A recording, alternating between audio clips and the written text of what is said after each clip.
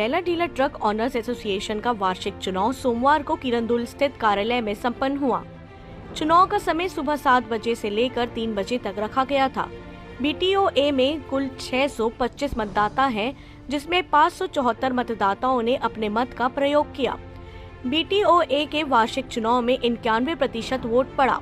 मूसलाधार बारिश के बीच ट्रक मालिकों की सबसे अमीर संस्था BTO के वार्षिक चुनाव की प्रक्रिया में 2 पैनलों के साथ साथ सचिव पद के लिए एक निर्दलीय प्रत्याशी के मैदान में उतरने से मुकाबला काफी रोमांचक बना हुआ था।